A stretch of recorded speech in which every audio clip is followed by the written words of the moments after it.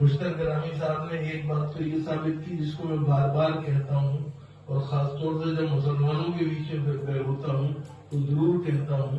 کہ خوشتر گرامی جیسے لوگوں نے یہ ثابت کیا کہ زبانوں کا کوئی مذہب نہیں ہوتا ہے، ہر مذہب کو زبان کی ضرورت ہوتی ہے۔ ایک بات تو یہ۔ دوسری بات جو ان لوگوں نے طے کی، اور جس بات کو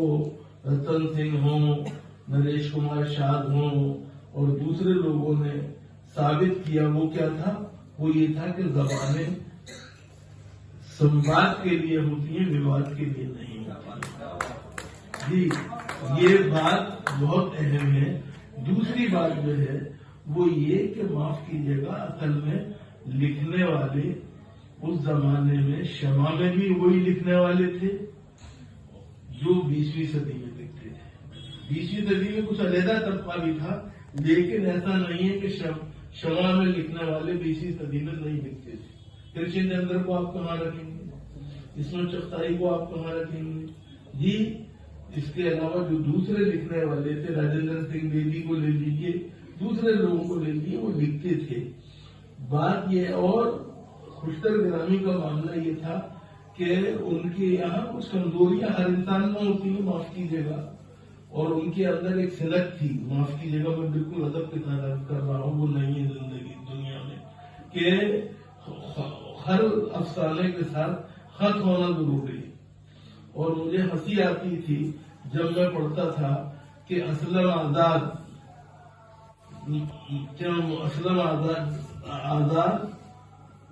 پروفیسر اسلم آزاد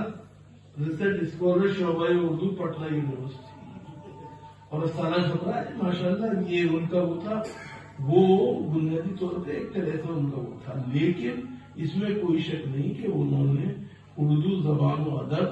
اور اردو کی ادبی صحافت کی جو آبیاری کی، اس سے آپ انکار نہیں کر سکتے۔ پھر اس کے بعد جب انہوں نے رحمان نیر صاحب کو دیا تو رحمان نیر صاحب جو ہیں ان کا شمع سے جو سفر شروع ہوا تھا، انہوں نے اس سفر کو اپنے انداز سے مضبوط کیا، جامع بنایا اور ایک طرح سے نئے انداز سے شروعات کی، اور 20ویں صدی کو مرنے نہیں دیا۔ یہ بڑی بات ہے، یہ ہمیں خیال رکھنا چاہیے اور اس کا احساس ہونا چاہیے۔ اس کے علاوہ جو معاف کیجیے گا، مجھے بہت ادب کے ساتھ یہ بات کہنے کی اجازت دیجیے، میں علی گڑھ سے دہلی آ چکا تھا کہ 20ویں صدی کو رحمان نیر جو آگے بڑھا پائے، اس میں شمع افروز دہلی کے ساتھ ان کی رفاقت کا بڑا دخل ہے، اس کا بھی ہمیں اعتراف کرنا چاہیے۔ آج جو کتاب ہمارے سامنے ہے، خالد محمود صاحب کہہ رہے تھے کہ یہ افسانے یہاں پہ کسی نے نہیں پڑھے، میں یہ کہنے کو تیار ہوں کہ اس میں سے اکثر افسانے وہ ہیں جو کہ ہم 20ویں صدی میں پڑھ چکے ہیں، اس میں کوئی شک نہیں ہے۔ ٹھیک ہے، اس وقت اس کتاب کی میں نہیں پڑھے ہوں گے ہم نے، لیکن 20ویں صدی کے اندر ہم نے پڑھے۔ ہمیں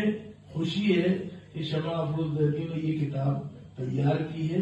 اور سب سے بڑی زیادہ خوشی، اس سے زیادہ خوشی اس بات کی ہے کہ انہوں نے وعدہ کیا ہے کہ اس کی دوسری جلد میں ان کہانیوں کو یہ شامل کریں گی جو کہ اس کتاب میں جگہ نہیں پا سکی ہیں۔ میں ایک دفعہ پھر انہیں مبارکباد دیتا ہوں اور ایک بات کی تائید کرتا ہوں، جو بات کے نگار عظیم نے کہی، جو بات کے نعیمہ جعفری صاحبہ نے کہی، وہ بات میں اس کو دہرانا چاہتا ہوں کہ ہمیں بنیادی طور پہ اردو رسالے اور اخبارات کو خرید کے پڑھنے کی عادت ڈالنی چاہیے، اور کم سے کم 20ویں صدی جیسے رسالوں کو ہمیں ضرور